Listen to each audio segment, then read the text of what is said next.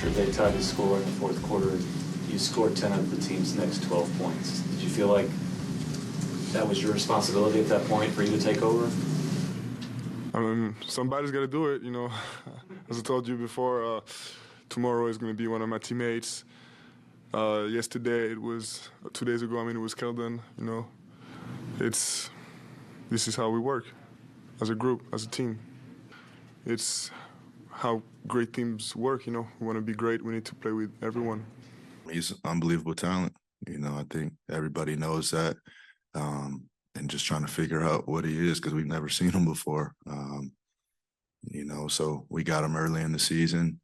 You know, hopefully next time we play him, we can make some adjustments to make it tougher on him. But, you know, he has an advantage being 7'4" and being able to shoot over everybody. So just finding different ways to make it tough on him. But he had a hell of a night. He's tough, man. He's tough with that size and that shooting touch. So like I said, he didn't do much handling the ball or one-on-one action or posting us up. He just kept the game simple, and that's what great players do. That is what great players do. And you know what? You know who else is great? You, Callie. Welcome. I'm so happy to have you hosting with me today, Callie Lawson-Freeman from Yahoo Sports. You guys have seen her before, but she's joining me to host today, so I really appreciate it. Last night, breakout performance from Victor Wembanyama. You know, it was just everyone's going crazy over it. It's all anyone can talk about. Monster performance. 38 points, helped do what he needed to do in the fourth quarter to make sure his team win after the Suns came back and rallied. I don't know why the Suns were down 27 points, but we're going to get into them momentarily. But for him to have such poise, for him to be clutch already, you know, when he's still so new to this, incredible stuff from him.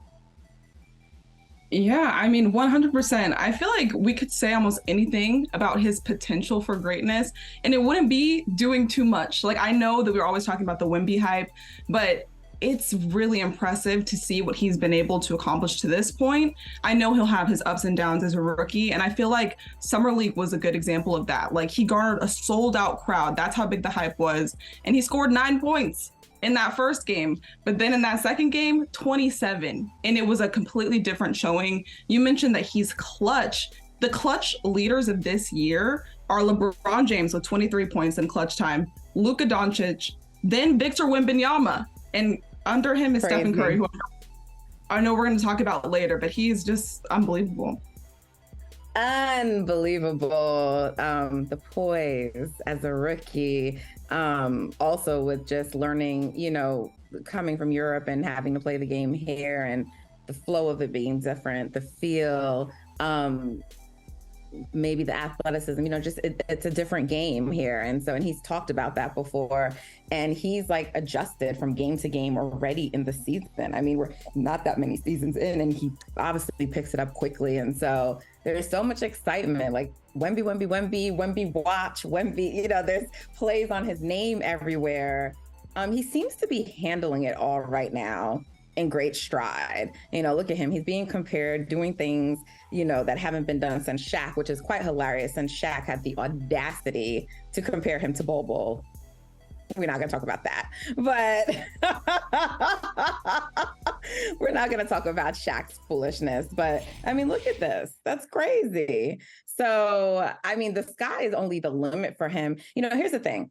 I don't expect that this is the type of performance we're going to see every night, but I think he's ahead of the curve. I think he's ahead of what people thought he was going to be, right? So, you know, people were thinking like the Suns are probably not even going to be, not the Suns, I'm sorry, that the Spurs wouldn't be a play-in team. You know, the expectations weren't that high, but I think that they're complicating the West. I think the Spurs are making it interesting. Like, I don't expect them to like have a deep postseason run, but I certainly think they can be potentially a bottom playoff team, potentially a play-in team. You know, he's going to have other nights like this, but there will be some inconsistencies, and we'll see nights like he's had early in the season because he's a rookie.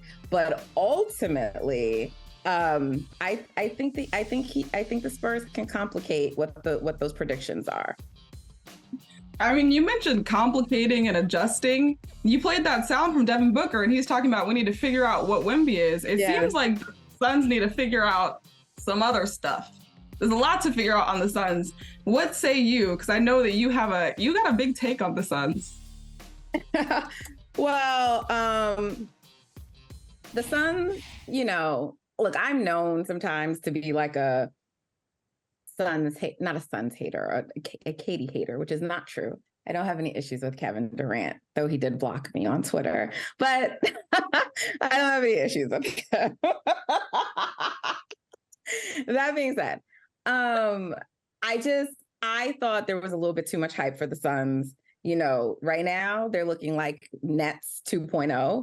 You know what I mean? Like, Bradley Beal still hasn't played yet for the season. And it's funny because he was talking earlier in the season about all the different talent that they have on this squad and how he's never played with the team like all this. And I'm like, but you're still not playing. Like, we still haven't seen you. And there was like some video of him putting up some practice shots recently. And he didn't look right. So I'm not really clear when you're going to be getting Bradley Beal back. And then, right now, you're sort of overworking Kevin Durant a little bit, who in the last few years has had an injury history. So you want to make sure that you're preserving him to make it into the season. There was a lot of chatter. I mean, Kevin Durant said this, you can't guard us.